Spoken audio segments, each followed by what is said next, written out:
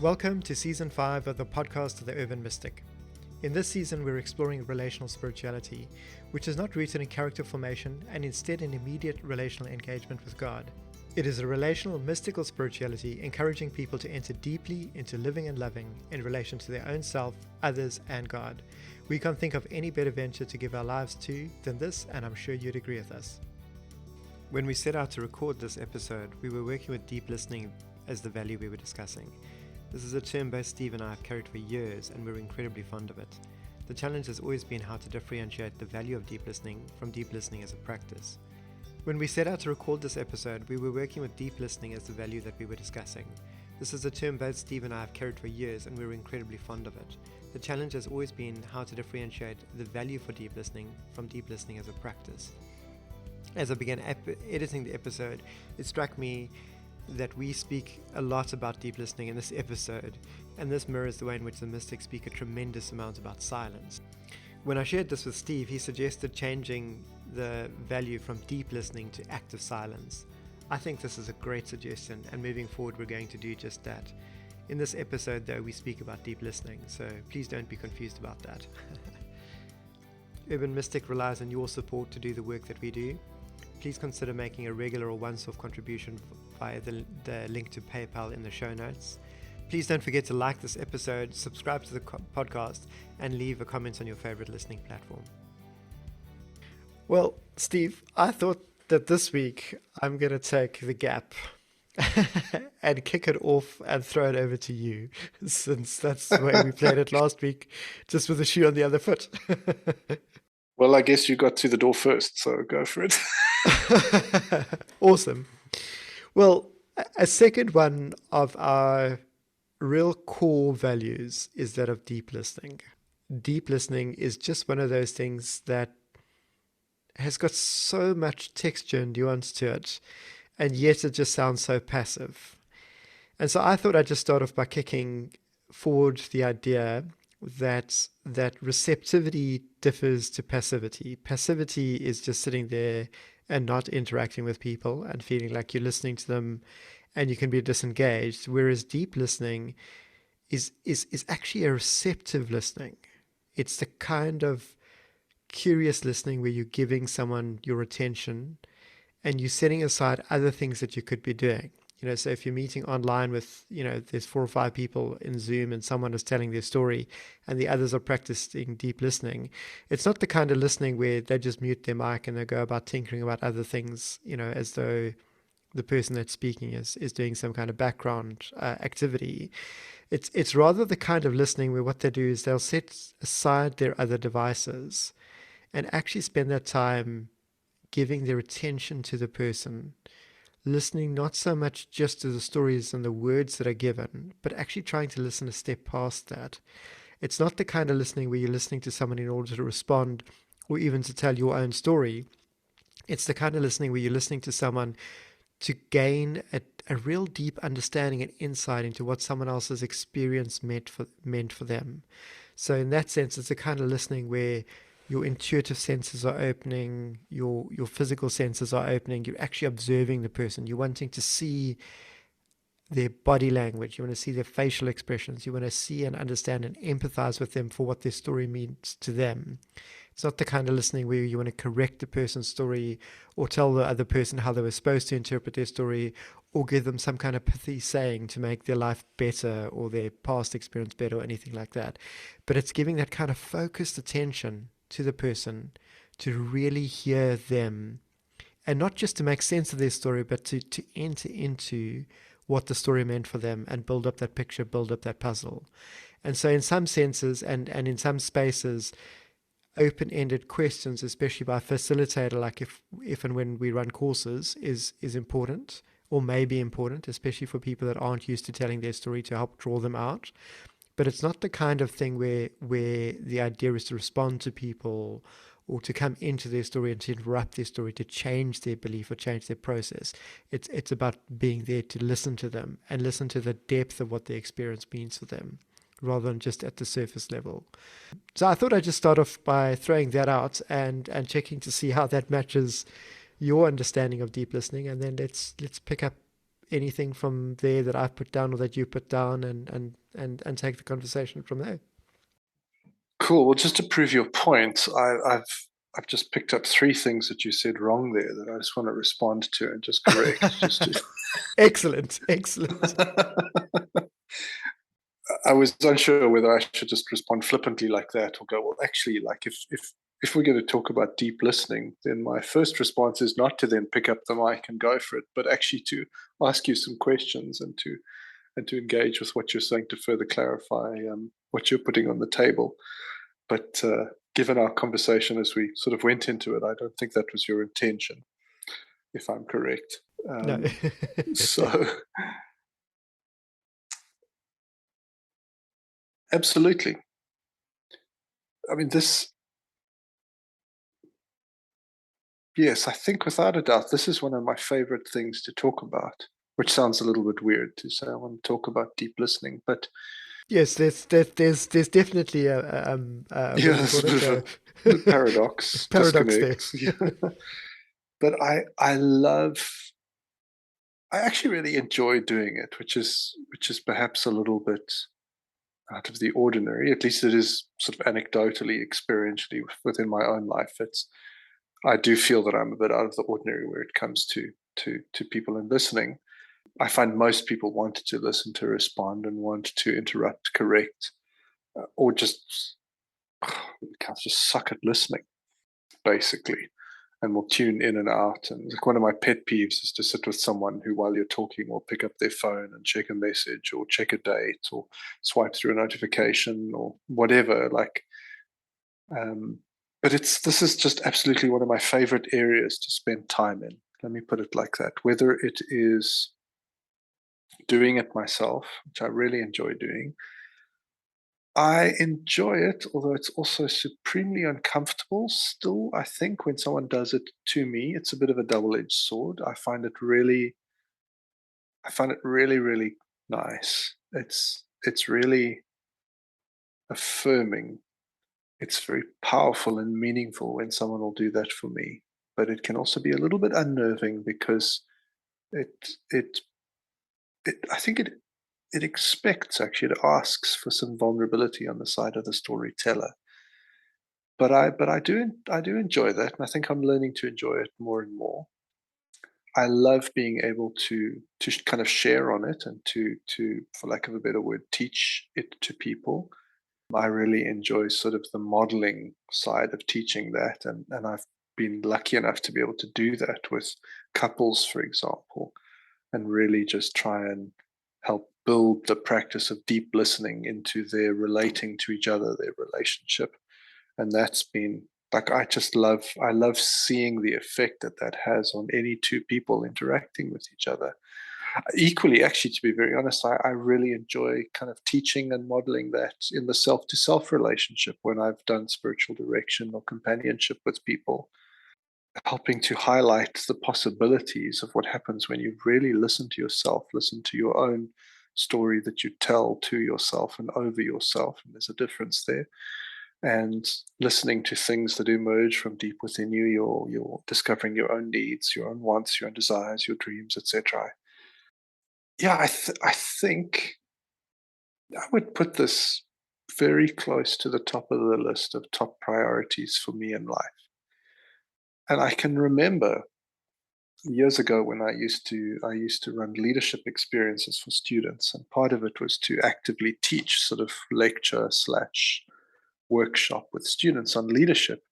This was always one of my go-tos because I just did not see secondary education institutions, schools, high schools, forming their students around deep listening.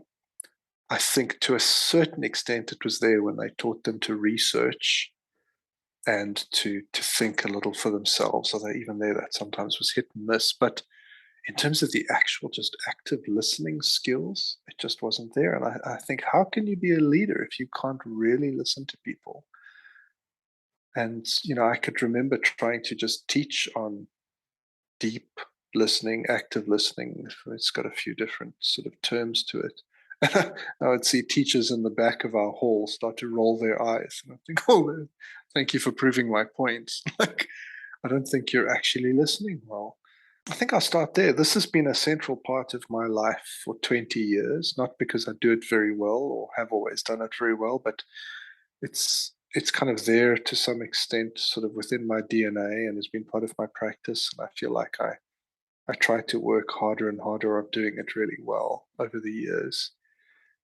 But I think if I had to highlight a value that could potentially, oh, that's no, maybe that's not possible to say. I want to say it's almost top of my list in the three that we're looking at, but I don't know if that's possible. But it's just, I'm trying to make the case. It's so important. I don't think as a human being you can go through life without cultivating the ability to listen deeply in a number of different ways across different levels and different contexts. I think perhaps just to come in there, when you're telling your story, the top thing for you to be doing is telling your story. When you're practicing deep listening in relation to someone telling their story, the top thing that you can be doing is practicing that deep listening. That's the way Yeah, I perceive it. They're really number one, because to really listen deeply, you have to be listening to someone that is willing to tell their story. yeah, I hear you. I think the slight difference in terms of what I was trying to go to is kind of my personal preference. I think I would prefer to be listening than to be speaking. But Ah, at the okay. same time, it's very hard for me to rank order, storytelling versus listening. And I think the way you put that is really helpful and very, very clear, because that's possibly some of the vulnerability I talk about in terms of telling my own story. To rank that as really high means to kind of own that space and own my own story, and to go, this is important, and I feel like I would want to share it and I would want it to be heard. But because I find that a lot of people are not very good at listening, I'm aware that I still carry some hurts around, just some baggage, I guess, around your story is at least in my experience, it's not always that important. So it is easier to sort of retreat back into listening. But the value, yeah, as you put it, I mean, the value of storytelling is, you can't scrub that off the board. You couldn't put that as a second. And I like that. Talks to me about some form of reciprocal relationship. There's a movement. There's a dynamism there between, when I tell, and I own, and I embody, and I explore, and I self reveal.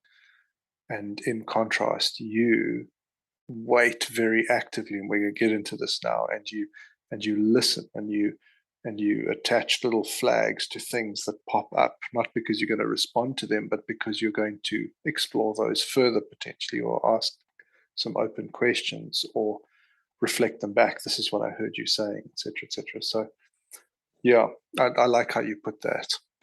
You do raise a really excellent point just in that context as well, that it's not an easy thing to do. Like, deep listening is not easy when your story is intertwined with someone else. Like, as you say, Mm, with couples, their story means that they've got an experience that's part of how they've landed where they're at. And it's very easy to want to jump in to correct that story because, no, you didn't get that right about me.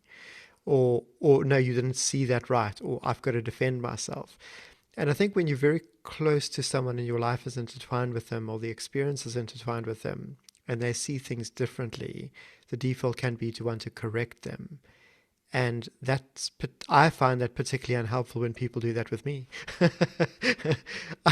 Because I've arrived at a conclusion. I may have gotten the facts wrong, but I'm actually more concerned about where the disconnect is relationally.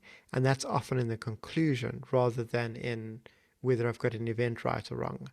And that you can get lost in that. I think when considering deep listening, how do you approach that and deal with that is a question that I would want to throw out almost immediately. can I take a little bit of a longer run at that? Oh, absolutely. Because I thought that it would be quite helpful up front to put some form of a framework out around how I, potentially we, understand deep listening. And this is something that I've used for quite a long time, that I think gives a reasonable departure point before we get into some of those specifics. So if I can trespass on your patience to get to your question, let me have a run at that, and then we can move back into that. So for me, deep listening is a threefold cycle that is cyclical upon itself as well, because it has to be repeated and repeated and repeated. And the baton changes hands if there are two people, let's say, in the interaction. It gets infinitely more complicated with every person you add. But let's just for now talk about two people listening well to each other. So one will speak and one will listen, because you have to start there. So we're talking about listening. The person who holds the baton now is the person who is charged with listening. So they are going to listen. So that is their responsibility. There are three parts to that, but there's a flow over time. And as you move through a conversation, if you're listening well, the responsibility for listening is going to move back and forth between people.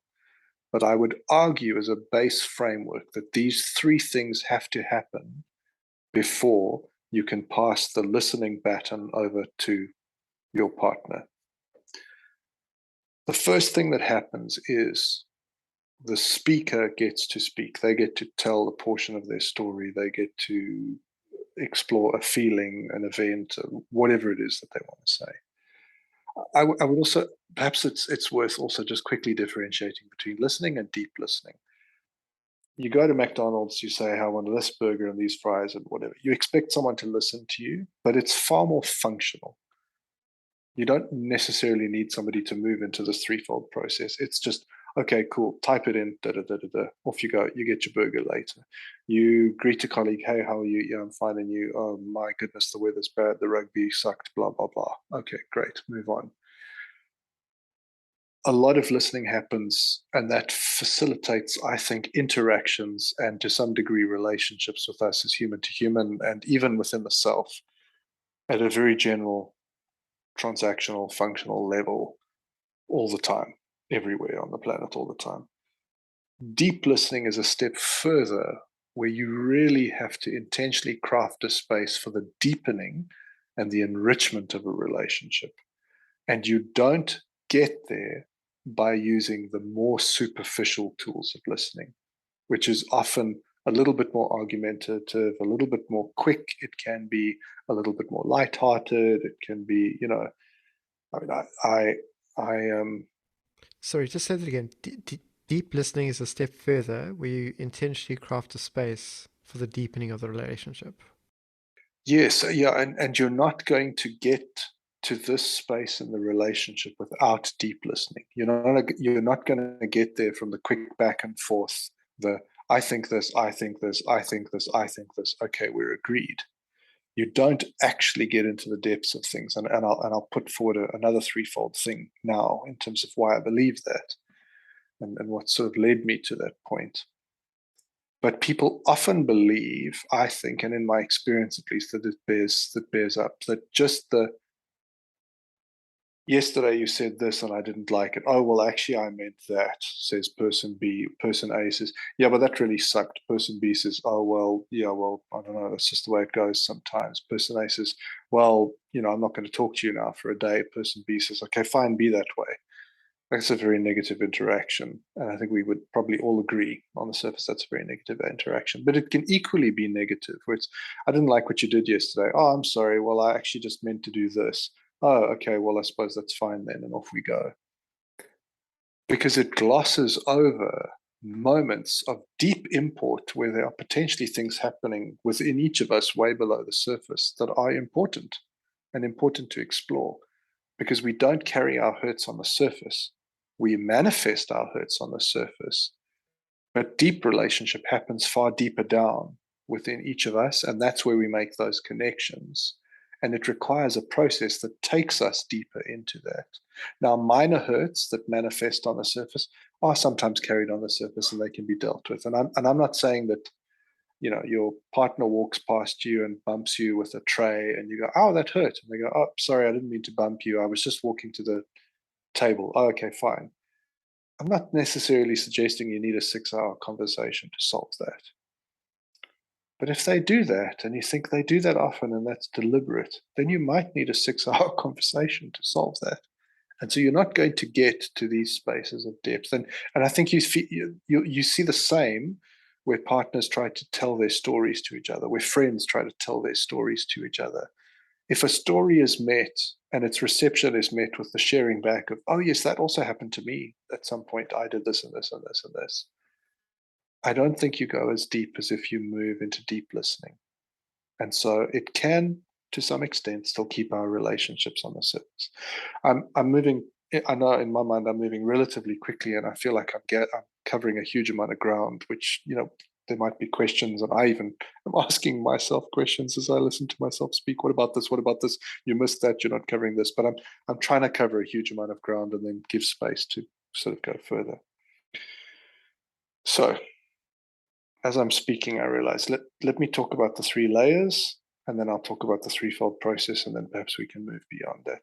Very, very, very simple. I'll just disclaimer up front. I know it's super simple, but it's a helpful framework to bear in mind as we start to think of ourselves as humans, having human interactions, and then we look at what it would be for 2 humans, let's say, to do deep listening, and then perhaps we go further into the Pandora's box of doing deep listening with God. I don't know. Okay, so the 3 level framework.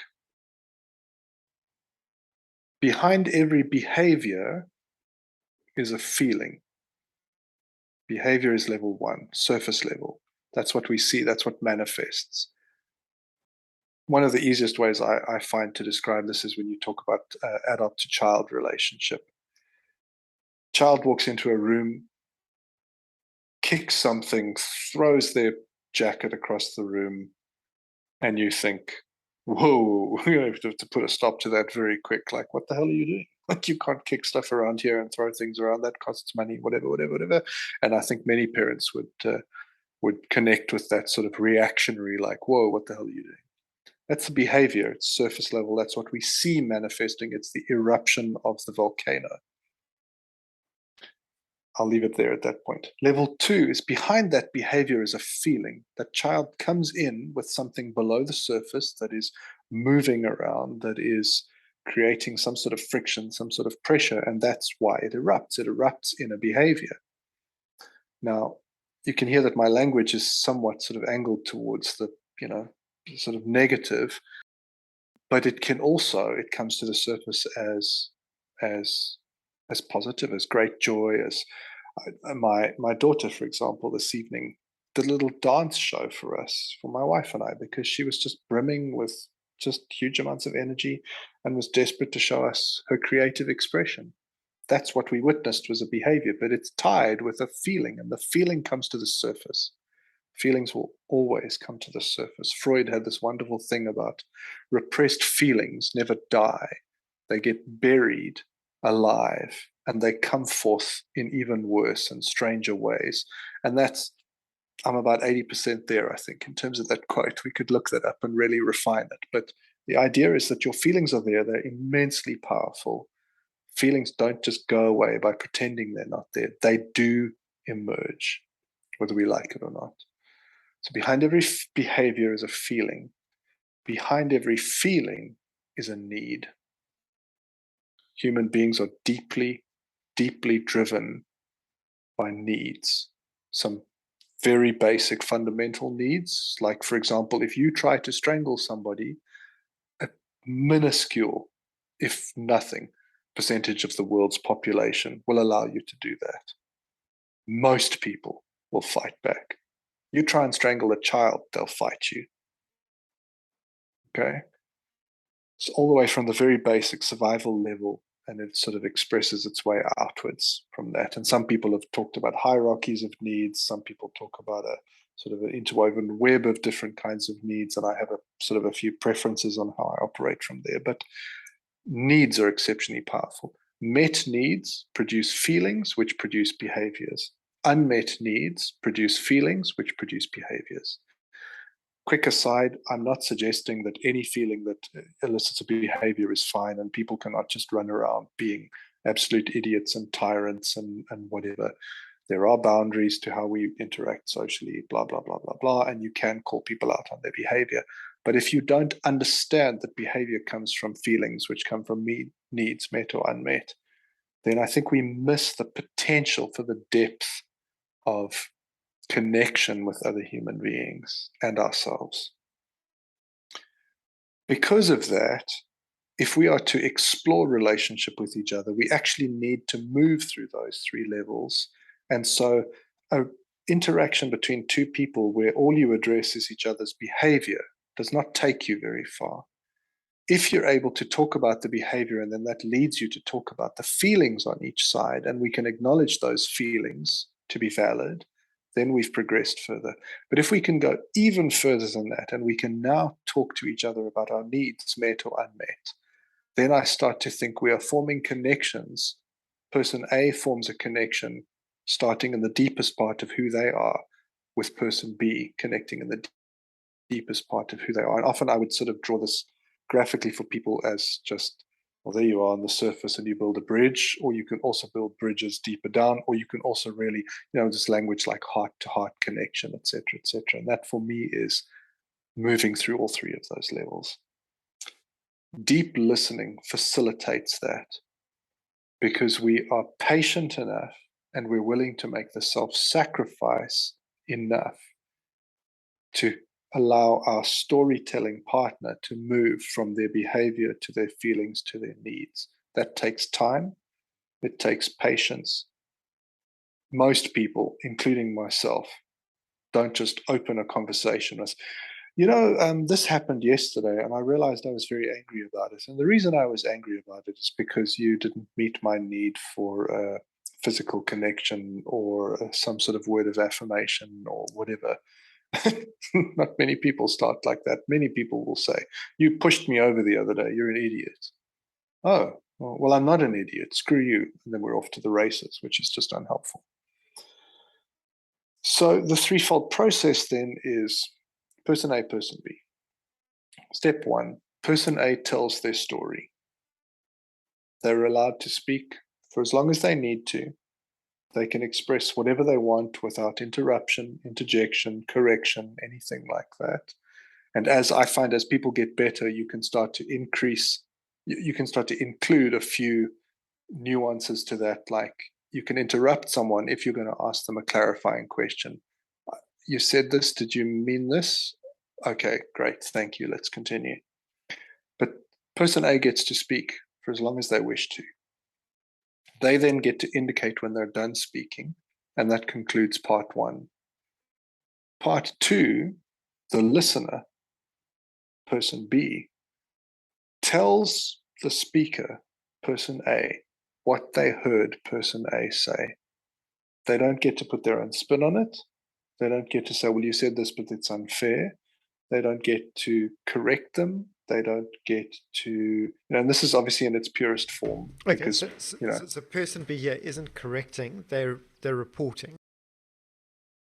Yeah, they're reporting, and I prefer the language of reflecting because it says, I am going to tell you what I heard you say. And so, yeah, reporting, and I don't know why, perhaps I should think a little bit further about that, but I find that the language of reflection sounds a lot less formalized. And it sounds more to me, you can use the language of like, what I hear you saying is, which for me is, I'm going to reflect back to you. I'm going to give you back what I've heard you saying. And the purpose behind that is for you to tell me whether I heard you well or not. And that's part three. So part one, the speaker speaks and the listener listens. Part two, the listener speaks, but only to tell the first speaker what they heard the speaker saying. I heard you say this, I heard you say this. So part two, you can also over time start to include some nuance, like, I heard you say this, and that sounds as though it's quite hurtful. Or I heard you say this, and it almost made me feel as though you also meant that. But that is only allowed, for lack of a better word, when it is to clarify or to take a educated guess at what the person is really trying to communicate. It's not to take a stab. And I'll come to that. I'm trying to jump ahead. You may only reflect. And I found when doing this with couples to get started, it's supremely awkward. It requires a lot of stop and start because you have to say, no, no, no, wait. I know you're pissed off. I know you disagree with them. I can tell it's all over your body language and you're trying to stop them. And oh, but it's not what I said. Da, da, da, da, da. It doesn't matter. Shut up for a minute and perhaps you'll learn something new. Perhaps you'll be surprised. Perhaps you'll be surprised to hear that what you thought was a neutral interaction was deeply hurtful for that person. And how they're feeling matters. You can't say, oh, but you can't feel that. You can't say, oh, that feeling is invalid. You have to take that seriously. And then the third response is the speaker speaks a second time and says, yes, I feel as though you've heard what I had to say. Or, and this is very simple level, or they say, no, I don't think you got it. And if you don't think, and if that person says, I don't think you got it, then we repeat steps 1 to 3, and the listening baton doesn't change hands. Person A speaks again. Person B has to listen. They have to reflect back. And person A says to complete the cycle, yes, that's closer, but you're still missing something. And we repeat the cycle again. Person A still speaks, person B. You can see it requires a significant investment of time, especially if we're not well schooled in listening to each other. And the baton only changes hands when person A says, yes, on this topic or whatever it is, I really feel as though you're hearing me. And that for me is deep listening. It's an investment in putting your own things to the side for the moment and looking to hear deeply, intentionally what the other person is saying. And so, as you can see, I mean, it requires vast amounts of trust and patience. It requires trust, from the listener's side to know that, they're also going to get their turn. And it's not a match of who gets to score points on listening, etc. They have to put down their defenses.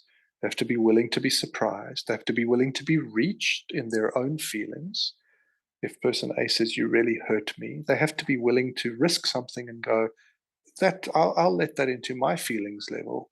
Oh, wow, I missed that. I hurt you. Okay, I'm willing to hear that. I'm willing to let that impact me. And that's part of, I find, what listening does, deep listening, is it allows you to be impacted by the other person and their story. And it fosters just genuine connection over time. But, last disclaimer, it might kill you. It's fucking hard.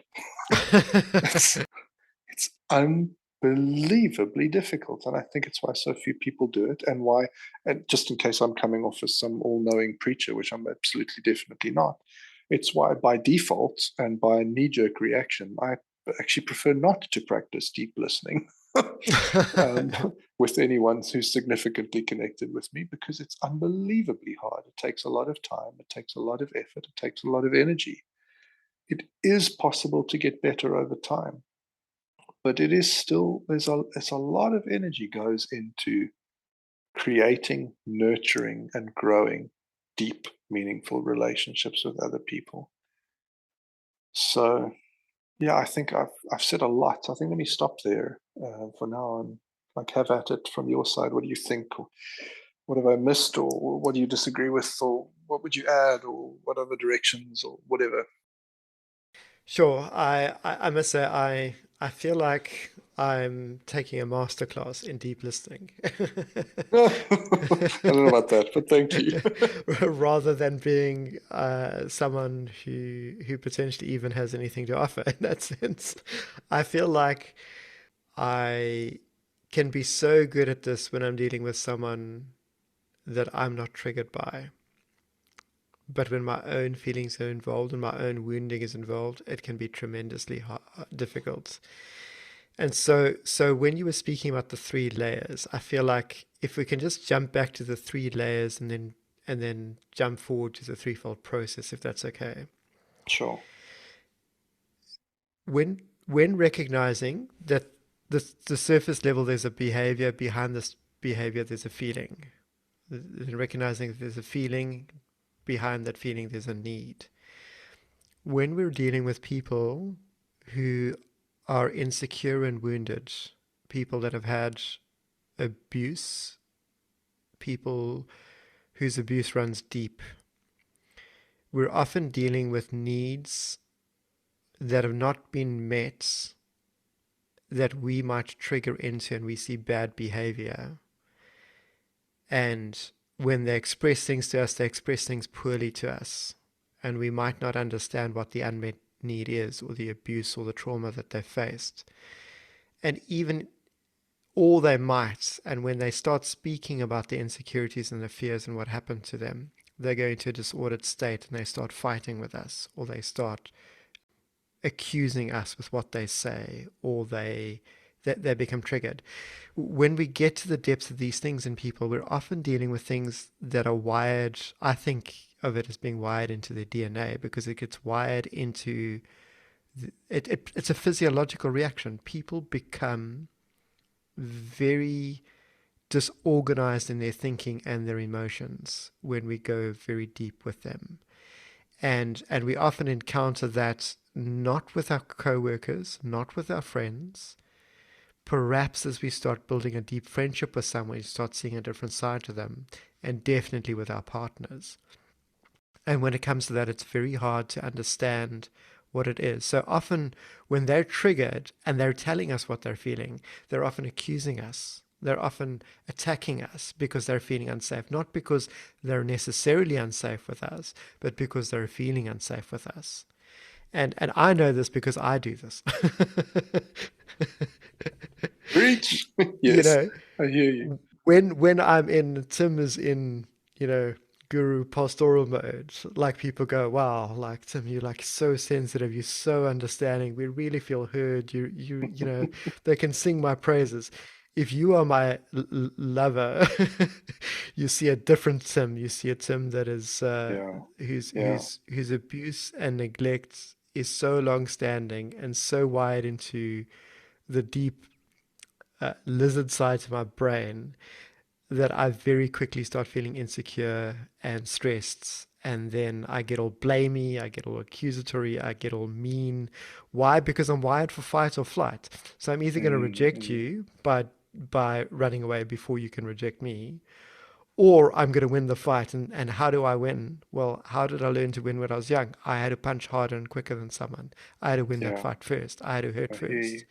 And so that's often a part of something. So when practicing deep listening, it's very important for both parties to be aware of their, I mean, what's the term for this? Complexes, trauma triggers, Yeah, history. trauma bonds, history, all of that kind of Yeah, things. So there is a layer in which, when we tell our story, we become aware of what events and experience have shaped us. And then there's a way in which we tell our story where, in telling that story, we're not processed and we're getting to a space when we're triggered. And I feel like there's different layers of storytelling and deep listening that are appropriate depending on the context here. Does that make sense? So, for instance, if you and I are doing a one on one and we're really getting to know each other and we start tripping into this territory, there's a different level of deep listening and conversation take place than if 4 or 5 people are gathered in a group and people are telling the story of a relationship or an experience that they've had. They're not going to drop down to as deep into the depth of these layers. So they might be yes. talking about their behaviors and the experiences they've been through. They might touch on some of the feelings that they work with, but they're probably not going to get into their level of their deep triggers or their deep fears or their deep met and unmet needs, or not understand them. I just want to throw that Mm, out as at the start in terms of talking about the 3 layers, and just help me with this, because I'm I can be good with this with other people, but the minute my own needs and feelings are involved, I can be particularly good at pushing people away and harming people, mm, especially people that deeply care for me and that I deeply care for.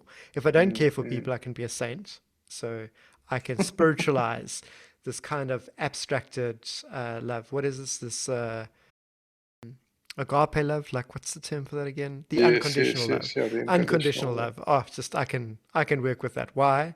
Because I'm used to setting myself aside. I'm setting my needs aside. Like I don't matter and they don't count. But the minute I get into a relational interaction, my needs do matter and they do count. Then suddenly I'm all over the show and I'm disorganized and disordered Mm, and triggered and upset and needy and insecure and attacky and blamey and all that kind of stuff. yeah, I And hear you. And so with the experience that you've got, you see that now. When I host groups, we're often interacting at the lighter level, and I've got to be Mm. very careful with couples and partners in terms of how they tell their story and get involved sometimes, because they sometimes dip into these things with each other. But I stay out of Mm. that. Whereas you do a lot more couple and family counseling, so you've got a lot more experience at actually knowing how to deal with that. So I'm going to stop rambling and exposing myself now and throw it over to you. Well, I do appreciate the exposure because I think it's one of the things that it does is that it reminds me and hopefully our listeners is that to be into deep listening means you have to have the skin in the game. It's not something that you can just do when it's easy and when it's with somebody that's distant to you. To really invest in deep listening is to go into these spaces where let me put it this way. I think it's impossible for anyone who seeks to invest in deep listening to not be drawn towards some sort of deeper and broader maturity within themselves. I don't think anyone who looks to go and do deep listening well is not going to be drawn forward to become a more mature version of themselves. Part of becoming a more mature version of yourself is to face these things within you that you've so sort of poignantly just brought out for us to see. It is to face the fact that to listen to somebody else, we don't really have any skin in the game. And by that, I mean relationally with the other person. It's not asking that much of you. But to sit across from someone who's telling a story of their experience, and a lot of elements of those stories are poking holes at you. And sometimes they're actively trying to poke holes at you by telling the story. That asks a huge amount to stay very conscious, very present, and very on sides with listening to that and the story and hearing it for who that person is. That's why I say, I mean, it's make no bones about it. It is exceptionally difficult. And so I don't share that from I've got it all together perspective. A lot of what you say resonates with me as well. And I think of this quote that's attributed to Mother Teresa. And she says, if you want to change the world, go home and love your family. And you think, oh, isn't that nice and trite and cute? And let's put it on a muffin and whatever. But like, okay, well, you go and do that. It's far easier to cross the oceans and to save somebody else's family, to give sacrificially to somebody else's family.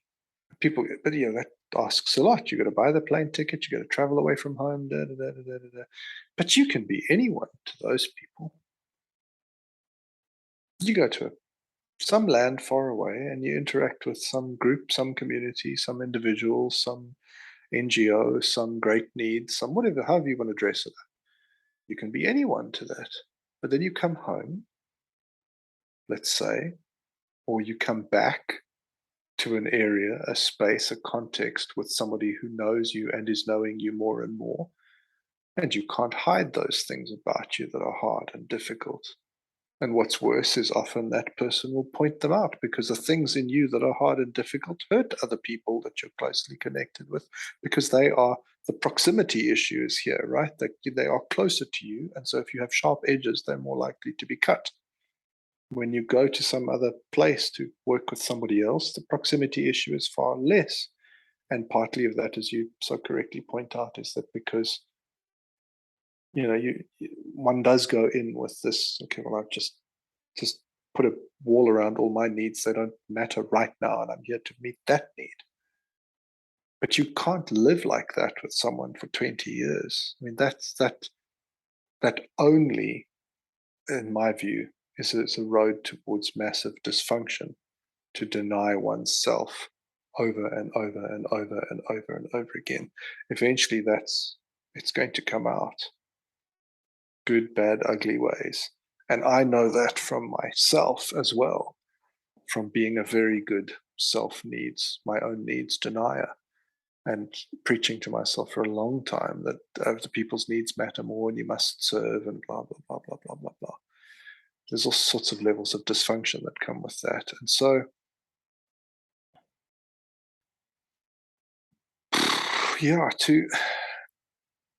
it asks a lot to put those sorts of things aside within a listening cycle and to genuinely hear the other person. It asks a lot of self knowledge. It asks a lot of trust in the process. It's when I first started doing this with people, I couldn't commit. I couldn't trust that the process, if I started as the listener, it was hard for me to trust that I would eventually become the speaker. Because one of the things that immediately emerges is, oh well, look, there you are again, and like it's not about you, and the other person gets to have their story told, and you have to be the first to say sorry. There are all these sorts of things that you have to face. But if you can commit to this, let's say, and I talk about this within the context of a close relationship with you and one other person, because I think that's the deepest expression, and so it offers the greatest sort of examples of what we're talking about. And I'll come to your question on groups now. But I aim there because I just think it's yeah, I just think it's the place where we can go the deepest. So let's start almost with the ideal, right, and work backwards. Over time, if you can repeat this practice, and if you can do it well, both sides, you can start to build currency with each other. You can start to build a trust that, okay, well, I'm going to start first, and it might mean that I have to hear some hard things, or I might have to resonate with some hurts of this person across from me. But if I am actually committed to this person and to this relationship and to myself, then surely that's something that I actually do want to invest in. Not only invest in that, but we're building this trust that, okay, well, if I'm going to start by listening, I'm going to have to do some hard work, but I will also have my turn to be heard. And my partner or my friend or my whatever will also then have to do that hard work. And we're going to invest in equal kind of energies towards each other, doing the hard work to show the other person that they're important. It's what deep listening does. It says you're of value. I think that's why when I listen to somebody says listening, I'm immediately like, well, that's going to save. I mean, that's what saves the world, in my view. Not storytelling, not anything else. Listening saves the world because it goes, okay, I am going to work hard to show you that you mean something, that what's happening within you and around you is very important to me because it's important to you. And so that means we share that importance. That's part of the bridge that we're building. Your life, your experience, your hurts, your triumphs, those things matter to me too. And I'm going to bear witness to them. And I'm going to be your active partner in that. And so, you see the superficial version of this of like cheering people on in things. It's wonderful. It's good. There's nothing wrong with it. I'm not trying to suggest that. But it's not as deep as really sharing someone's story. So just very superficially going, oh, you like, I don't know, you're switching jobs and it's your first day at a new job. Yeah, awesome. I'm thinking of you. That's great. That has great currency and it's really wonderful and it's really valuable. But it's even more valuable to go even deeper than that, even deeper than that. And that's what this allows us. But it takes time and it takes repetition and it takes missteps and it takes trust that those missteps will be fixed, and it requires just more and more and more and more repetition, I find, of the listening on both sides. And when you talk about groups, like perhaps I just want to be clear at this point that I'm speaking here in the context of a human being who's learned things about what it means to be human and how to do this with other humans. I don't want to misrepresent what I'm doing right now as some sort of great counselor backed lecture or anything. This for me is fundamental what it means to be human. And I have discovered these things to be deeply true for what it means to be human and for others to be human and for us to do that journey together. So I find in groups it just becomes diluted. And that doesn't mean that it's not valuable. But you're right. My experience also is that it's not as easy to go that deep because now we have one person speaking and we have three people all having to set their stories aside to invest. But you also have the airtime question, right? Which is like, if you have an hour and a half for four people to meet together, how many questions can each of the three people ask in terms of clarity of what the speaker is saying? How many times can, if person A speaks, then person B reflects, and then person C, and then person D all reflect to A? Do they do that all, one after the other? Or does A speak, then B reflects, then A speaks, then C reflects, then A speaks, then D? Like, it becomes a little bit awkward, actually, and just a little bit clumsy in its application, and so I think we do dilute that space somewhat. And so it is, as you say, in some ways you go to a slightly, yeah, perhaps I'd put it this way, it's less of a deeper level than I find what can happen one-on-one. It's not invaluable. There's a series that I've hosted a number of times called the 7 Key Relationships, which I'm gonna rebrand and relaunch next year. That brings us in, and in that, when it's shared in a group context, everyone gets to tell their story and everyone else listens, but they don't get to clarify and they don't get to speak a second time as the speaker. Because if you've got 4 or 5 people and you're taking that hour and a half, 2 hours to do the group session, there isn't room for the others. What I find valuable about that is the person telling the story. So the first thing, it's a facilitated process. It takes people from their least intimate relationships to their most. What it does, it actually schools people into storytelling, and it schools people into listening, and very much listening not to respond, but listening in order to listen alone. And that becomes valuable. And when they carry that into their other relationships, or they carry it into one-on-one environments, they actually develop the capacity to listen to someone, to listen to them. Mm, And then when they respond, it's out of actually having listened to them rather than being triggered or reacting to something or wanting to correct something or anything like that. So I find in that as a facilitated process, it actually ends up being quite valuable. But I've seen many groups and also equally experienced many groups where it just doesn't work out that way. And that comes down to the quality of the facilitation, but also to the quality of the storytelling and listening. If people aren't listening, it kills the opportunity for people to tell their story because it breaks their trust and their connection. mm, But if, mm, if mm. everyone is telling their story and people are actually practicing listening, it actually fosters connection. It fosters getting to know people, especially if you stay at the safer levels in storytelling through that process. So I think it can be tremendously valuable there, but understandably at a group level, it's one thing. At the level of the kind of connection that you have with a spiritual accompanist, it's another kind of thing. At the level in which you have it with your kids or your family members, or the level at which you have it with your committed deep life partner and close friends, there's different layers of depth that we can get into. So one won't necessarily go as deep in a group setting, but it can be very valuable as a starting point for people that then enables them to go deeper because they've got the practice at telling stories and they've got the practice at listening. So I find it valuable in Absolutely. that context, but Yeah. it's not your deepest, darkest secrets that you're going to throw out in a group. Yeah. And I think the other thing that you sacrifice in a group context is the question of, do you feel as though I've heard you? Because it doesn't close that loop, which I think is essential to the deep listening perspective, is the question, do you feel as though I've heard your story or not? And if it's not, then I still hold the responsibility as listener to go further to really hear your story. And that, I think, is very difficult to achieve, as we're saying, in a group context, because there are these different constraints.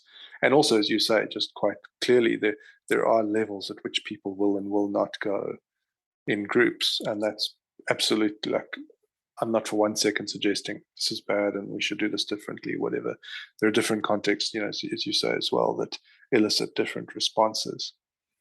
Um, but one on one, you have that beautiful opportunity because it's just the two of you there and the focus is very clear around, okay, do you feel as though, in terms of what I'm telling you, that I'm getting you? And that confirmation is a huge, like that's like laying a couple of huge planks down across the opening in the bridge immediately. Yes, I do really feel as though you've heard me. Um, and that's often the sign at which the process can reverse, and the baton of responsibility for listening can be. And the amount of energy I've found that is unlocked in a moment like that, yeah, you really are actually hearing me. This relief, there's often some sort of like endorphin based response from the person being listened to around it. This actually feels amazing to be seen, to be heard for what I'm really actually trying to say, for what I really experienced, etc., etc., is hugely affirming around them and the story that they own. Um, and I think that's possibly why I always take aim at the one-on-one. But it's not impossible, as you say, to hold highly the value of the storytelling and the listening in other contexts. And it is even in the one-on-one, it's practiced at different levels depending on where you're at and the trust relationship and the frequency with which you do it and the way in which you do it, etc., etc., etc. And I also love what you talk about the facilitator, because that's often key in the group setting, is some sort of a modeling often to start with, and a reinforcement around, yeah, we're really doing this. And if people are telling their story and they're sort of moving around a group and they are feeling as though the others are committed to engaging with what they're saying, that builds a huge trust element within a group quickly. Or, as if I remember correctly, what you said last week can kill it almost immediately as well. As if someone comes out with oh, you guys are all very screwed up. Awesome. Let's stop this group right now then. Yeah. Or I mean, I've even had a group where there was someone that would just like literally switch off and like fall asleep while everyone else told their stories, and that was their thing. It also just killed the group. It really stimulates intimacy, I find. Hey, like people are desperate to open up when you snore. Snoring specifically It makes me is want a to get great way closer to to them build with a pillow and relationships. just smother them. Stop the snoring. Yeah, I think this is the kind of thing that again, when it comes to the threefold process and you're listening to someone, I find that it's so easy for people to want to jump in, especially when in a one-on-one context, to go, you told something in your story wrong, or you said something that was passive aggressive, or you said something that was mean, and I'm going to jump in at you at that. And that doesn't foster any sense that the person is heard. And I found myself needing to practice taking that knock to hear the person's story for what it is and take my ego and myself out of it. Because whether they get me right or wrong in close relationships is less important than what they've concluded. We can always come back to correcting a story at another time, or shifting a perspective, or they can get better at not saying mean things when they're telling their story, right? Mm, mm, mm. But what's important is for them to be heard when they're telling that story. And I find that can be really hard, especially in a close relationship. Yeah. No, I'm with you. And some of what you were saying earlier just reminded me that we are often expressing ourselves in relationship in a very defensive posture. We're either trying to mitigate risk, sort of upfront, or proactively mitigate risk. We're putting our feelers out to cut as much of the pain and potential future pain out of our experiences as possible. Or we're trying to make up for current pain that we're feeling. And so we're forever protecting ourselves. And that's what manifests in the behavior. And you talk about people saying passive aggressive things. And if I just look at the way in which I manifest in the most unhealthy and unhelpful ways, is because of that. Is because I'm trying to protect up front. I am trying to get you to agree that you hurt me without really showing you my feelings. Because if I open up to that level, you might hurt me more. There's a huge risk involved with me telling you my story, because you might use that against me. You might go, I can't believe that hurt you. What an idiot. Like, what a wuss. Did that really hurt you? Oh, shame. Must I be far more gentle with you in future? I mean, then you do want to stab people, probably rightfully so. But it's a huge risk to do that and to go beyond those feelings down into your needs and say, I'm actually asking. So at the feelings level, I'm saying, this is what I'm experiencing. There's almost a take it or leave it there, although it's exceptionally painful. If we go down to the needs level, I'm asking something of you. I'm saying, please don't do that again, or please do more of this. I need this from you. I'm asking you to smile at me more often. I'm asking you to stop scowling at me when you see me, whatever it is, because I need that from you. That is unbelievably vulnerable. And I think we are just not wired as humans to go out there and be super vulnerable. And I also think that we are, but I think we desperately need, and that's why it's called needs. We need that. I'm not talking about I want you to give me $10,000 every day. Needs and wants need to be differentiated, but needs are, this is essential to me feeling loved, heard, important, valued, like I can show up in this relationship, etc., etc. And that has to be mutual. I think it must be both ways. But we will be protective all the time. But deep listening helps that. Because the more you proactively communicate to the person that you are in conversations with over a period of time, I'm on your side and I actually do want you to trust me from beneath your behavior to your feelings and then down to your needs. And then you carry that in a meaningful way forward. Even if you get it wrong, you return to say, I'm sorry, I do still want to do that. And you genuinely do that. And that's your approach, and that's what you're trying to see through. It slowly starts to, I think, dial down the extreme defensiveness, that you're talking about, the reptilian brain, like I'll just do anything I can to just keep myself from getting hurt in this situation.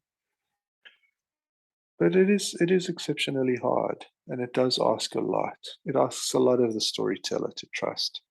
And you can do huge amounts as the listener to show that that trust is founded, that it's worth being placed in you, that you're going to take seriously what you hear. And you do that by listening, by reflecting, by showing that their feelings impact your feelings, by acknowledging the fact that you have needs and so do they. And so therefore, they have needs because so do you. So again, it's putting that person first in that immediate interaction. So part of the problem with this is just it's hijacked all the time.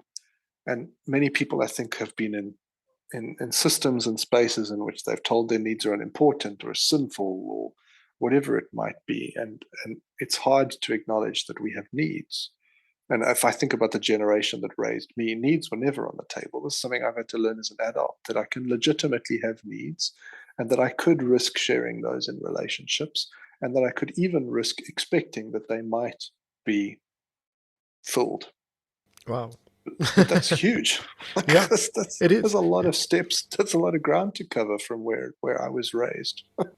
Before even getting there, it's often easier to so hypothetically, so we've been doing something, you behave in a particular way, it hurts my feelings. I can very easily go, Steve, you did this, I'm hurt, or I'm angry. Feelings of insecurity, pain, anger are easy ones to actually like draw on your behavior. I feel the following, therefore you bad, or therefore I'm bad, as is often the counter. In all the world's language of own I language, I can try to, if I'm only looking that deep, if I'm not able to see what my deep needs are, I can use I language in terms of behavior, and it's always going to come back in terms of trying to address or draw attention to behavior, because I often want to understand and explain the situation's the following. Do you remember this situation? Oh, but then you're blaming me for it. No, I'm not blaming you. I'm drawing attention to a situation. I'm referring to my feelings. I'm trying to get to a need. How do you help people process that? so that they're actually arriving at what their needs are, to understand what it is that they're working with and whether their needs are being unfairly projected onto someone or fairly owned by themselves. Or do you understand what I'm meaning here? I don't know if I can get clearer at this. Think so. How would I, do you mean individually, interact with someone who was unclear in terms of their needs? Or how would I interact with someone who was blaming me for what they were experiencing? Well, I guess when someone's intention isn't to blame you, they're intending to understand what it is that's going on with them, but their access to that is a situation and the feelings that are evoked for them. Hmm. I would try to be as interested as I possibly could in what they were feeling, and I would ask them at points along that interest journey whether they felt I was understanding what they were feeling, whether I was hearing what they were feeling, and that I would try to ask them whether that was connected with something that they're feeling that they were lacking, or perhaps something that I was doing that they didn't like, or perhaps something that I wasn't doing that they would like. And so it's very exploratory, but my so if I That think that about that kind of, that's basically the threefold cycle there, or the threefold yeah, process. is Because is to ask to go deeper. Can you take me deeper? Are you willing to take me deeper? And so, some of what you talk about there is, it's difficult to kind of think through all the specifics, but one of the things that I have found that I have to do, I think from my own side, but also with others, is sometimes say, okay, well, I can remember a specific disconnect with a family member, and I wanted to know what they were feeling. And they basically said, well, you're an idiot and it's your fault, and I'm not going to tell you anything more. And my response to that could have been, fuck you too. That's great. We'll just not talk again or whatever. And for some reason, whatever that may be, I was able in that moment to go, when you're ready, would you be willing to do that? And I think that is sometimes the function of deep listening, is to hold out the olive branch and go, well, I'll be ready to listen, which in a way kind of means that you start listening when you say that. And this particular disconnect lasted 6 weeks. I had to wait in that listening pose without digging back. This is typical of you, like all the things that the mud that we can continue throwing at each other. I had to wait for 6 weeks till that person, I don't know, trusted me, trusted themselves, trusted the situation, possibly all three, possibly more things, to come forward and say, I think I'm ready to tell you what I feel. Now, in that 6 weeks, I'd built up probably 1,000,001 conversations between us that I'd played through our heads. So I had all the answers for what they were going to say. I had all the refutations for what they were going to say. did I you was plot your ready to revenge? fight. I was, yeah, I like, just the really immature part sides of me had filled all that space with this. And when they finally said they were ready, I had to deal with that 6 weeks worth of stuff and go, okay, if I'm really going to come in here and listen to this person and try and build something valuable between us from my perspective, I can't drag all that in here. The only thing I can take in is my willingness to say, right, tell your story, and I'll listen as best as I can. And I got a number of things wrong if I think back and kind of self evaluate, where I did try to interject and yeah, but I didn't mean that. But as we sort of found each other very haltingly, it was kind of a bit stop start at times. We were slowly able to really connect through with, well, you did actually carry a hurt. And it doesn't matter whether I meant to hurt you, because I didn't. It doesn't matter that you got the wrong end of the stick, because that happened. That is that person's experience. That is their experience of what happened. And unless I'm willing to hear their experience, they're highly unlikely to want to hear my, oh, but that's not what I meant. And that's another thing I think that deep listening does, is sometimes it just unlocks some of the blockages. And if you're willing to just let some of the oh, well, I didn't mean that, to just kind of get through the pipes. And that's what the listening does. Oh, so you heard me say that, okay, and you took it this way, and that's what you understood was happening, and that's what you felt because of it, and okay, and that's why you responded in that way. Am I hearing that this was your experience? This was your reality? It doesn't mean that I have to agree that that is reality. It just means I have to be willing to hear them to tell their story for how they see it. And then when they said, okay, well, now I'm willing to listen to your side, I said, well, my intention was actually this. And I felt between a rock and a hard place, and I didn't really know what to do. And it was very confusing, etc., etc. And to their credit and their graciousness, they were willing to hear that through. And in that process, we started to find each other again.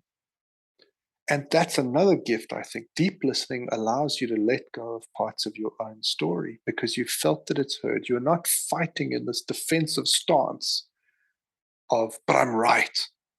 They're never going to hurt me again because I'm holding up this shield. You can actually look at it and go, of course I should have known that they didn't mean to hurt me. Okay, I can let that go.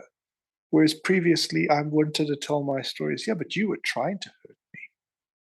Oh, but now that you've heard me through and I've heard you through, I can let that go. And so I, as the listener, don't have to walk up to you and go, this piece of armor, you don't need it. This piece of armor, no, you don't need it.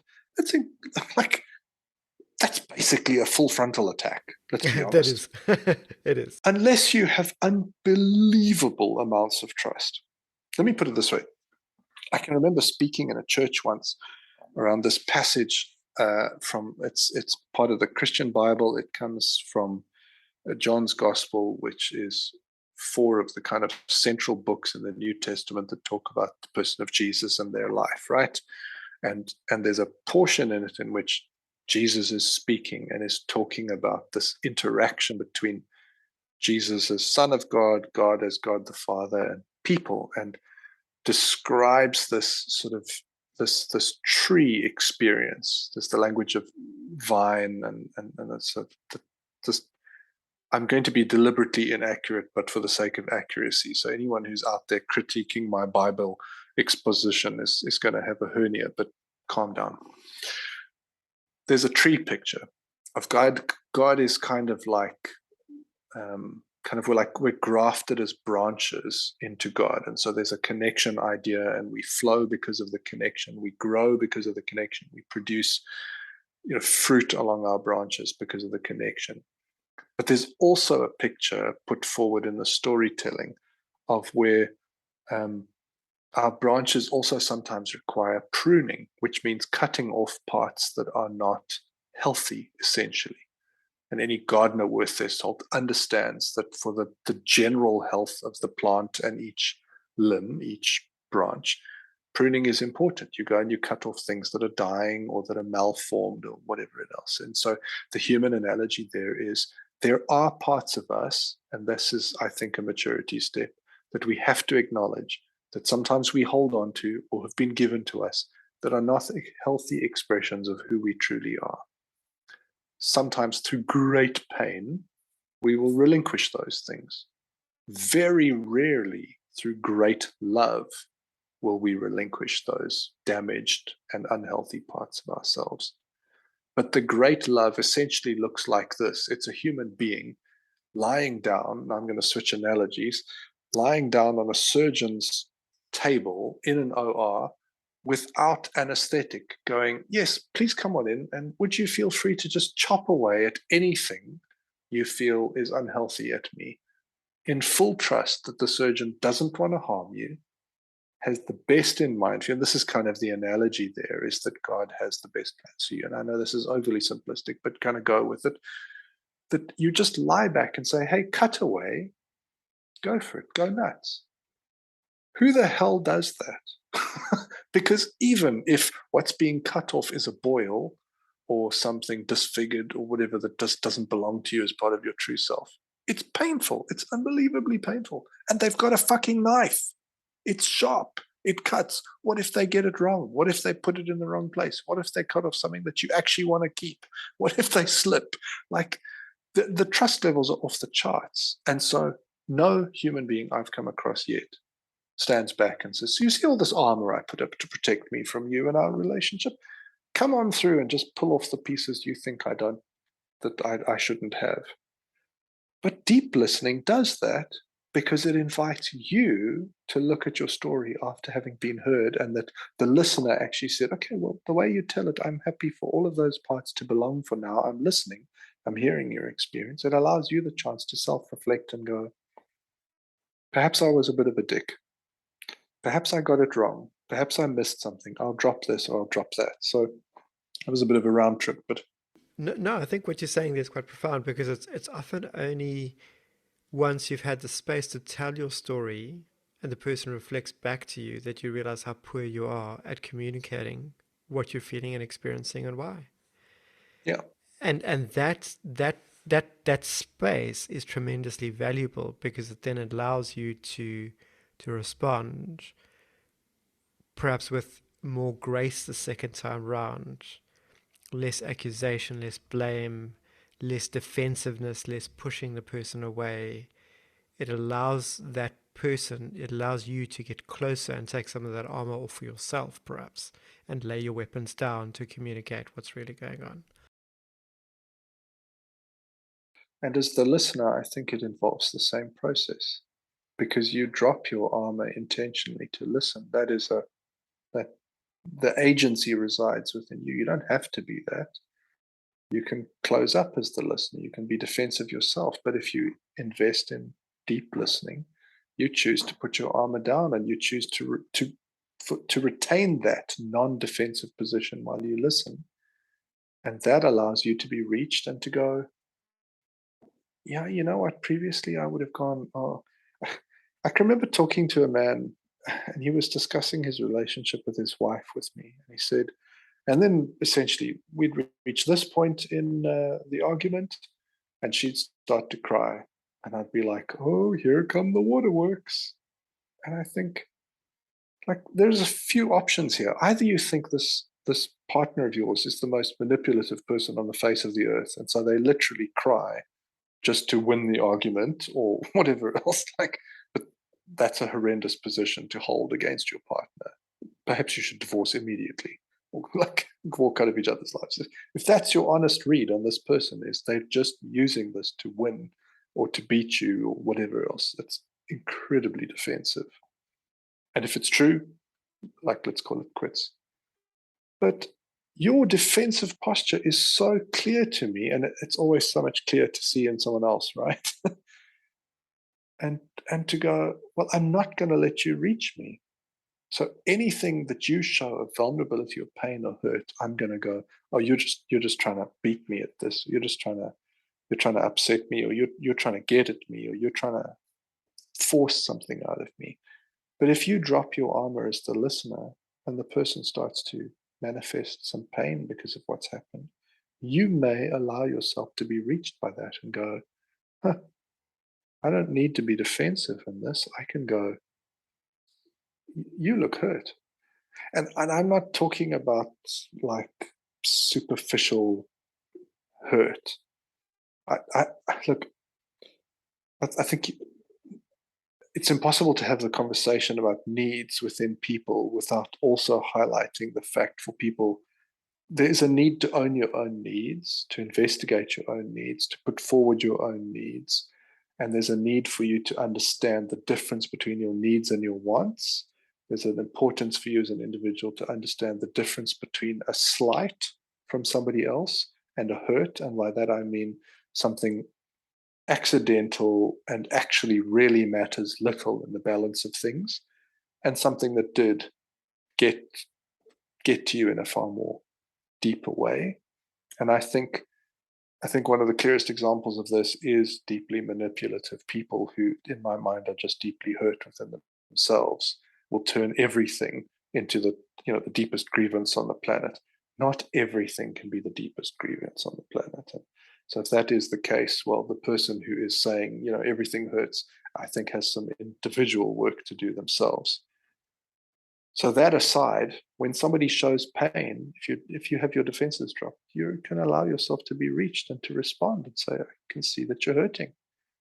perhaps you feel hurt or ashamed or whatever it might be that this person is hurt, and potentially the reason is you. In that case, the blame is accepted. You are blaming me, and I would have to accept that because I can see that you're hurt and you're talking about an interaction we had, and it makes me feel sorry or responsible or whatever it might be. And I think that also unlocks something. You were going to say? This is incredibly profound in the sense that often people's defensiveness is proportional. Well, defensiveness is one kind of behavior. The degree to which they push other people, perhaps they attack people, is often proportional to where they're deeply hurt and how deeply and consistently they've been hurt. And some people are just feral. They have had really poor experiences in one aspect of their life or perhaps many aspects of their lives. And if we're in any kind of caring profession, and I think the kind of stuff that we're angling towards is a deeper care and connection between people. We're looking at deeper living and loving through entering into relationship, through entering into the depth of relationship, rather than through the kind of spirituality that says, if I withdraw from everything and give up my needs, then of course I can be saintly and love everyone unconditionally. Why? Because I need nothing. Yeah, because no one's around me. And no one's around me. Yeah, I'm alone and I don't need them anyway. So therefore Yeah, I'm yeah, yeah. spiritual, I right? can't murder Todd for his weird humming because Todd doesn't live with me anymore. Yes. um, and yet, I think there's also a difference between processing these things in a counseling environment with a third party who's there objectively, and you're paying them for their services. They're there, they're objective, they're enabling you to understand, but then you've got to still go and do this with a someone. And I think often what happens is we don't get to do it with a someone that matters in a way that can hurt us again, or can reject us again, or abandon us again, etc., etc. And there are some things that are only healed in the context of loving reciprocal relationships. They're not healed in the paid love environment of a therapist. There are many things that can be, but there are certain things that can't be. And I've experienced that where some of the trauma and pain that I've been through can be processed at one level with a counselor or a professional, and then there's a level of it that can actually never be touched at that level because it requires the vulnerability of someone to care who might also then abandon. And that's where it becomes a whole different animal because that's where it's tough. I'm not sure if I want to say anything too deeply exposing the context, but but there's experiences that I know that I can refer to where I realized exactly that. Where at a certain level I can tell aspects of my story and I've been fine. Can tell in public, can tell it to groups, can tell it to individuals. But then I've been through experiences with people that I care about where I just completely got triggered, and it was really hard to understand why. And on some levels, I'll never understand why. But but through going through that experience safely with people, and you were one of the people that I shared some of that with, through going through that safely, not in order to even understand, but just to be in the context of being able to fall apart, was healing and restorative, because it was a context of being heard for what my experience meant to me, not with you or other people having to make full sense of it, but just to be in the context to be able to share it and to be witnessed for it. It can be healing.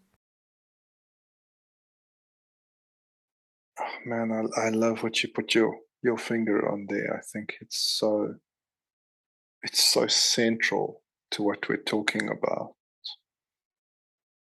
Is to sort of paraphrase what I hear you saying essentially is that a lot of these things as kind of skills and practice can be built up somewhat on the sidelines, but their actual meaning is within the game itself, getting out there and being in real life situations. It is the work of living and loving. I think, on a slightly different, in a sort of a bit of a different way, but somewhat related. I think that's always been one of my frustrations with kind of a Sunday oriented church structure, which is just it's like it's so easy to do that kind of just get together in a building and sing happy songs and all the rest of that and be happy and whatever on a Sunday morning, like for an hour and a half. It doesn't ask all that much.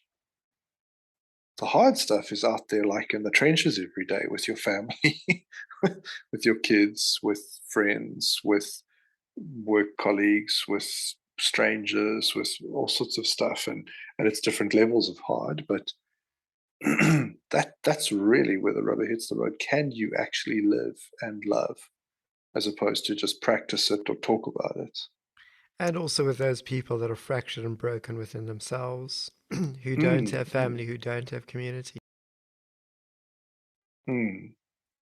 Yeah, it's all sorts of levels of intricate, but that's kind of where the for lack of a better phrase, the real life is. And I just love how you put your finger on that again, very vulnerably and poignantly.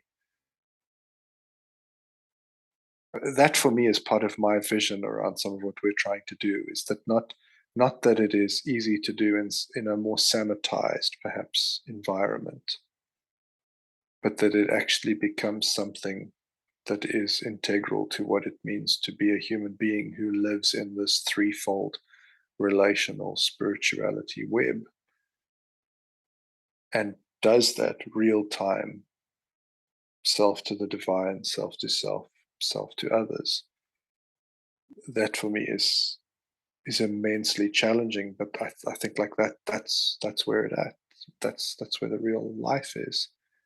And so I love how you say that. Like I've been switching languages at the moment, and it's an interesting process to say the least. And I found a meme the other day that really just kind of sums up my experience really well. And essentially, it's that we moved to the Netherlands, and I'm now kind of transitioning across to Dutch. I speak Dutch fantastically in my head, I must tell you.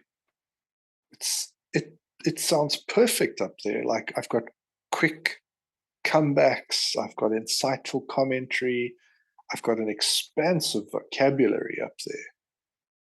But when I actually have to verbalize it, like it's actually going to come out my mouth, I sound suspiciously like an 8-year-old. And the difference between kind of the practiced, and that's partly just the picture that came to mind as you were talking, kind of the practiced, almost safer space. You talk about processing with someone who's paid to help you process that through, and I hear the weight of what you're saying there. It's like me talking Dutch with the imaginary people in my head, and then I've got to actually get it out there and say something to someone, and I freeze, and my vocab just diminishes by 98%, and my ability to actually sound my accent is perfect in my head. Like pronunciation is on form, and it comes out just horribly. um, but that's part of the process. Like I actually have to go out and have conversations with more and more Dutch people. That is the only way to do this. And sure, practicing in my head is useful and it holds value. But the real life is out there, speaking with others in a language that we can both understand, that brings us together, that allows me to do everything from as functional as buying a Coke to putting myself forward in a job interview to building some friendships potentially to do whatever it is. Um, and yeah, I love how you put your finger on that because it's absolutely central. It's not something that can live in rehearsal. It has to live out there in the risk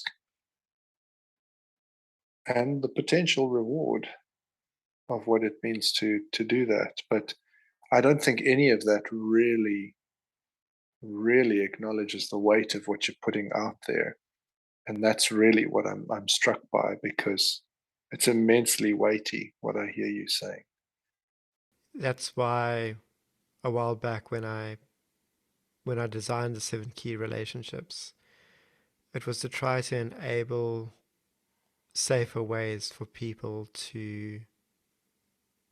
dev- to basically practice that inward journey in relation to themselves, to work out what those markers and experiences are that affect their needs in a positive or negative way, and to be able to find some safe way to communicate that and be heard without being judged, and to be accepted. Something that really worked in that context as well was the transition to the practice of the presence of God. That actually just evidence for people that God listens deeply to them and then moves in response to their story as well. And that's a whole different story. So in that context, the goal was the engagement with God rather than the feedback from the people in the group. And so that's where the real tremendous value lies, and real healing and transformation for many people. But there again, that's taking a risk, because it's taking the risk for many people that they've been raised to believe in a God they don't experience. Is God actually listening? And does God care to move in response to their story? That's also a tough, vulnerable thing for people to face and process. In many ways as well, when it comes to this kind of thing, you put emphasis on it takes time. And I think we often want to have one conversation where we resolve things with people, and it's going to take us 20 minutes with our partner. Whereas in truth, it might be a conversation that we need to revisit, to chip away through the behavior, to chip away through the feelings, to chip away through the poor reciprocal communication, the mutual defensiveness, the mutual attacks, to chip away towards getting down to those deep needs, and in that safety for there to be a restoration of the individual, and together with that, a restoration of the relationship between two people. Because what often happens through the feelings that are triggered and the behavior that is a response, or is that the relationship is broken as well. It's not just an expression of woundedness. And so deep listening, I feel, is a constant commitment towards a level of forgiveness, but also an establishment of healthy boundaries. Because it's me saying to you, Steve, I love you, but your behavior is not good. So there's a level of boundaries there to go, I want to hear your feelings and your needs. And I'm not saying I'm right. I also want to grow, but I'm making this commitment to you to hear you deeply. Am I making sense here again? I Oh, feel like absolutely. yeah. No, absolutely. Absolutely. Absolutely. I was trying to think on which of the threads I was wanting to pick up on first.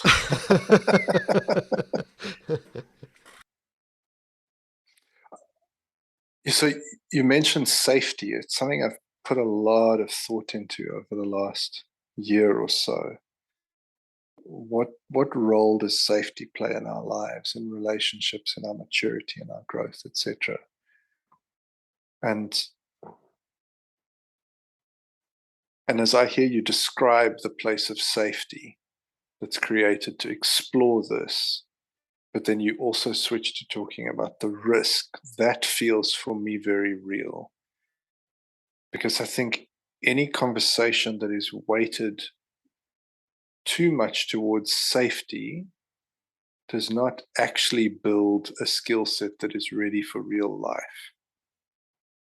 Because real life is risk, real relationship is risk. You talk about the risk that people take to kind of, I don't know, reach that point of saying, okay, I'll talk to God as if God is listening. Risk number one, as if God will reply. Risk number two, because there's risk that God won't. And, I think that's partly where we push back against the Christian kind of God is always there and always listening and always responsive and all the time, everything, blah, blah, blah. It's any relationship with that kind of reaching out involves the risk of the other not reciprocating, because otherwise I can't see how it's a real relationship, because real relationships are built on that risk of we're going to risk going towards each other. It's a high risk environment. And so, I think about, I mean, I'm hoping this is enough of a kind of example to really carry in terms of our listeners. But I know that you and I both have some experience. I think you a lot more than me within the martial arts area, right? Yeah, And I've got some extensive. yeah, Yeah. right. So safety is an important part of beginning with that. There is there's an introduction to elements of whichever specific, martial art you're studying, etc., etc. And there are ways in which you are introduced and you begin to practice and you begin to get used to some of the basic core skills around that. And there is a certain element of safety that is prioritized. It's not necessarily helpful that in your first session, somebody beats you to a pulp and says, hey, look on the bright side. In 10 years, that will probably happen a lot less. So it's measured to start with, and specifically where I think about like younger children or teenagers even starting to move into that, there's a large amount of, we're going to show you some of the basic moves and movements here, how to fall safely, how to, we move at a slower pace, how to parry a blow, how to return, blah, blah, blah, blah, blah. It's not just there's some gloves, everyone just go full on at each other for an hour and then go home. But if you stay in that space and you never test those skills, then safety is over prioritized and you undo the initial work. Because the point of that is eventually to be able to use those skills, hopefully never, but at least that's my perspective.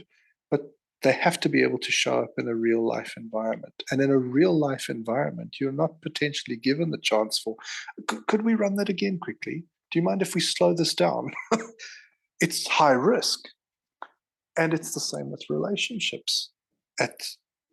See, this is where it gets tricky, because at the beginning is a somewhat helpful statement, somewhat unhelpful statement, but to begin to explore within a place of safety where you can take risks of vulnerability, but where there's a soft space to land in case things don't go quite as well. Working in a group, for example, a facilitator is the safe space initially. They create and hone the space. They help to invite people in to agree around how that space will act, will behave. And simple things like, we all agree that we don't talk about what happens at the group, outside of the group, etc. Little just safeguards that encourage people to say, okay, I can risk a bit more here, I can risk a bit more. But eventually, the idea is that you have to take whatever you've built in that safety, you have to take that safety with you out into the world and practice it in a real life way. You have to go and be a part of building other safe spaces in potentially highly dangerous situations. You have to be able to engage with an individual you've never met before and take on the chin whatever emotional energy, physical, maybe not physical energy confuses things a bit too much, but there may be a lot of energy interaction, blaming, shouting, whatever else it might be. You have to be able to take that on the chin and make that a safe space itself, not back down and go, you seem really worked up. What can you tell me about that? I'm here to listen. I'm here to help. And not become reactive yourself and defensive yourself. You have to be able to model that space of safety out in the real world. You have to be able to do that with your family, with your partners, with your close friends, you can't stay in that place of safety always with the facilitator going, well, I'll only share real things about myself here. Same thing you talk about in working with a therapist or a counselor or a coach or whatever.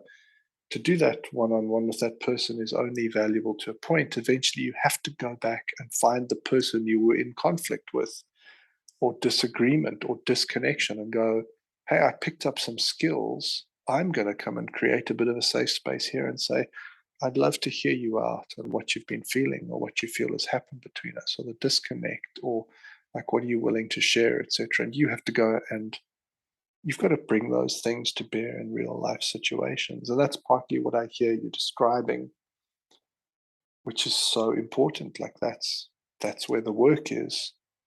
And often it starts in the safer spaces, but it has to go out. It has to fill in other areas of your life. And that's so. This is to quickly jump back into a bit more of like a psychological language. This idea of triangulation is what happens when two people have a disconnect and one of them goes to talk to a third party and just deals with all of the energy, the friction energy that's built up from the disconnection. Person A and person B have a disconnect. Person A feels huge amounts of energy stored within them because of the friction, the disconnect, etc. And they haven't been able to dissipate that energy with the person with whom they feel the disconnect. So they go to person C, get rid of the energy talking it through with person C, but they never return to person B and say, well, actually, you and I are the one with the problem. That happens often in my experience, anecdotally, don't quote me on this. I see it all the time with people who go to counselors, therapists, etc. They're never sent back. Now go and do this with your spouse. And that's why I believe so much in couples and group therapy, etc., because it says, well, you're the guys with the problem. So how do we help you do this better between the two of you, as opposed to just go, well, now you feel better for talking about it, never go back to the actual person. So And the reality is that often that one person's feeling like they're taking responsibility for themselves and what they're bringing to the table, and then coming home to a partner who isn't taking any responsibility. So they're always carrying it. yeah, there are all sorts of manifestations there, absolutely.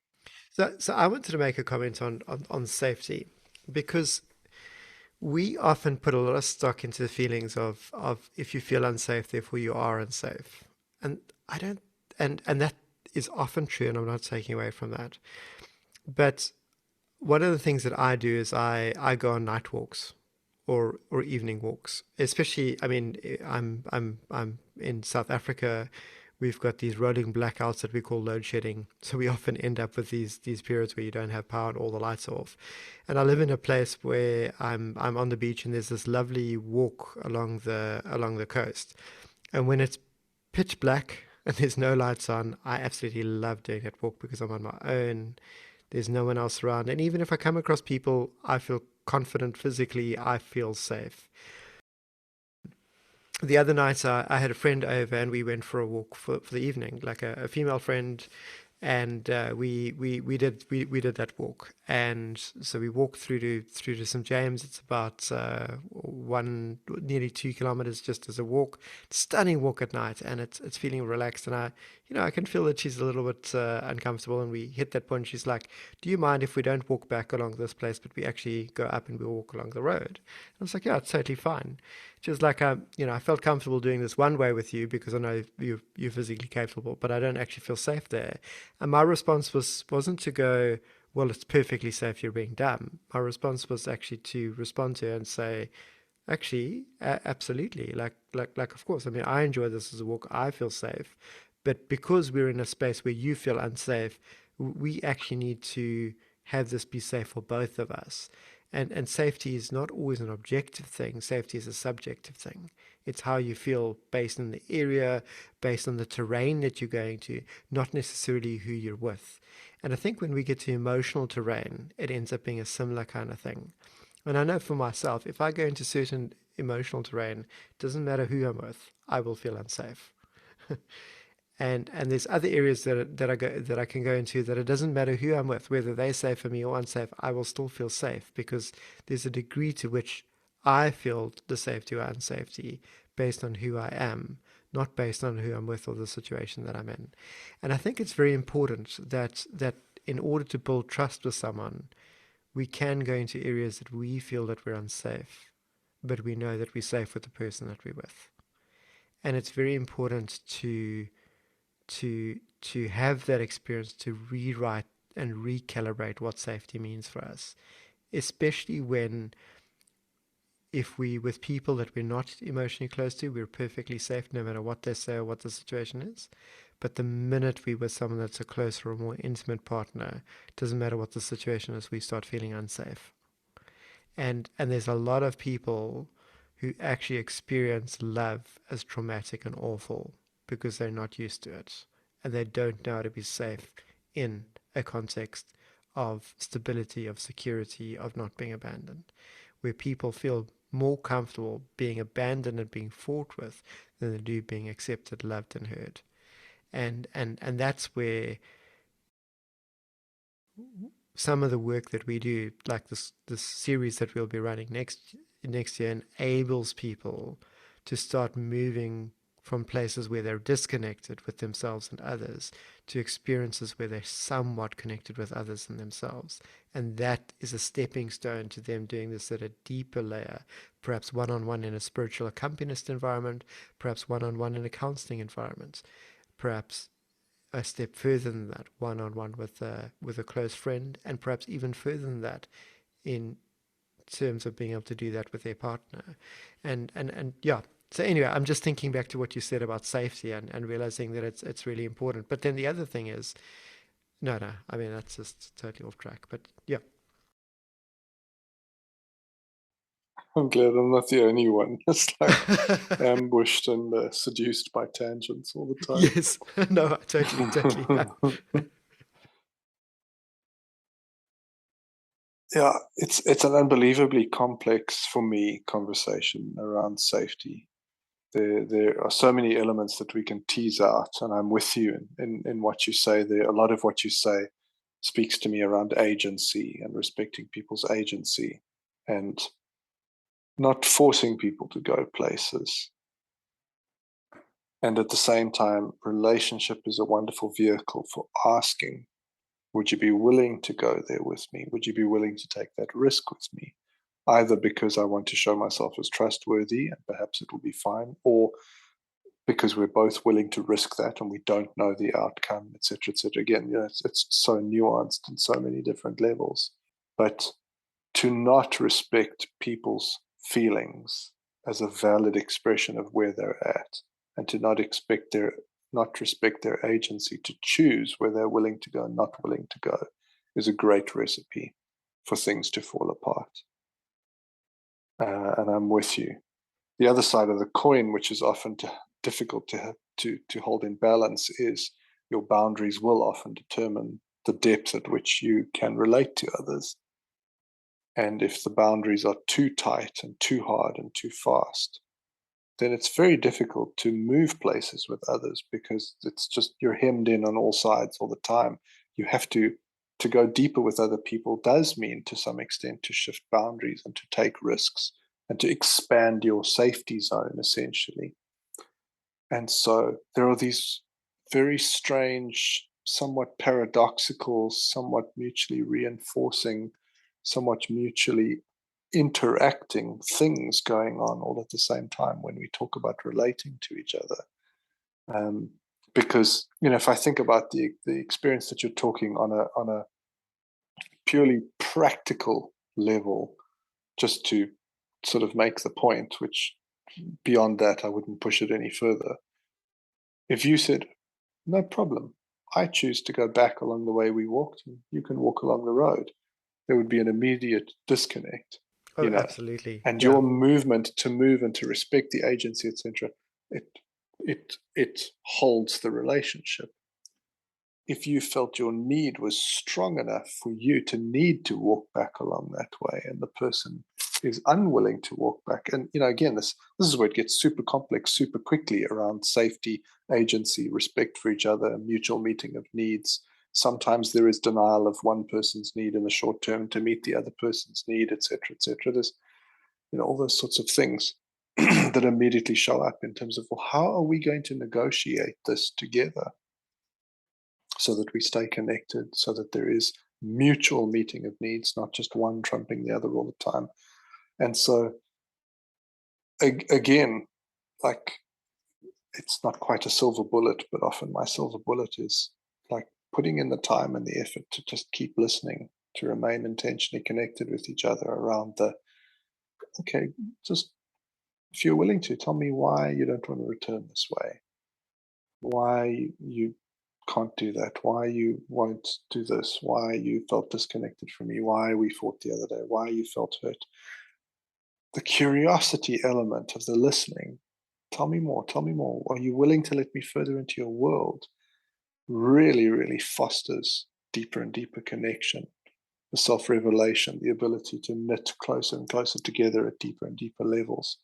I just find that it provides so much that fosters deeper relationship. It also provides so much that can produce conflict and difficulty, etc. But that is also a natural part of the process, I think, of getting closer and closer. I met with a couple once who'd come to see me after they'd been married for 42 years. And they said, well, we just kind of just started fighting in the last few years. And then the wife said to me, and I realized, like, I'm very unhappy here. I said, back up a sec. What do you mean you just started fighting in the last few years? No, we never really fought up until now. And I'm like, oh, well, there we go. Now that's why we're sitting here together. If you can't experience conflict in a relationship, what's going on? There has to be some conflict at some point. Otherwise, you're not going anywhere. That's a bit like one of the statements where someone said, "Yeah, my parents are celebrating their 50th anniversary," and someone says, "Yeah, I can't imagine being in love for that long." And the response was, "Yeah, no, I just want to be clarified. They haven't been in love for that long." Yeah, exactly. And so conflict is just it's par for the course when it comes to relationship. But listening helps us do conflict well because we're willing to come closer together, to not be defensive, etc. I like I like that. Listening helps us to do conflict well. Yeah. Conflict is not bad. Conflict is sometimes the process through which we excavate our own needs and bring to the surface to show to the other person. And often we do that through that volcanic eruption. I mean, that's what brings the magma from deep below the Earth's surface up to the surface. It's a violent eruption, and that's often the way in which a need surfaces. And if we listen well and we're curious and we pay attention to each other, we can go, oh, I think I know what we're doing here. We're not actually talking about when I stubbed your toe with the lawnmower the other day. We're talking about you feeling like I don't pay enough attention to you. That's what's really going on here. It's not that I hurt your toe, it's what that symbolizes. It symbolizes that you feel that I wasn't paying enough attention where I was going, and I knocked you with the lawnmower. And that for you is a symbolic of our life together, and that I'm not paying enough attention. You don't feel seen, i.e., you have a need to be seen more. How can I do that? Well, I can listen more to that need and I can pay attention to what you're asking for. And then I can promise to try to fulfill that to the best of my ability. And that may mean that I never run over your foot with the lawnmower again, but it might more importantly mean that when you speak, I stop speaking and I pay attention and I ask you interesting questions. And when you do something around the home, I notice that and I say, hey, thank you for what you did. Or when you've been through a hard time, I say, well, I saw what you went through there. I think at least if you're willing to tell me more, I'd know more. But that looked really hardcore and I'm really proud of you. Or I really look up to you for your strength, or whatever it is that I see you, I see you, I see you, I see you. Or you can have a wonderful fight and not talk to each other for 3 days. And when you tell your friend, oh, what happened? Oh, she's upset because I hit her with the lawnmower. Oh, he's upset because I hit him with the lawnmower. No, you're not. No, you're not. No, you're not. And deep listening would help us excavate that, or at least pay attention to the geological, happenings on the surface through our behavior and go, oh, that started much deeper. Let's go deeper and let's see if we can figure out where that came from. And let's kind of work through that. But This is one of those conversations again that I thoroughly loved, and definitely going to keep chewing through and just let echo within me. yeah, I think we've covered significant ground, and it's given me lots to think about as I speak and as I listen to you and I hear your reflections and your thoughts, etc. as well. To just go, firstly, like, yeah, this really, I can tell this is like central to my life. That this is important and that I can see the value, and I really feel that it's central for any person. And it's been really helpful to speak out some of the things that I think and to hear myself say it. And it's been equally helpful to hear you comment on or bring your own perspective. And so, yeah, thank you. I've really loved this, and yeah, I think you're right. We could keep going on and on and on and on. We could return to this, and that's why I love the value conversations as well. Because to talk about things that are so central is just, yeah, it's enlivening.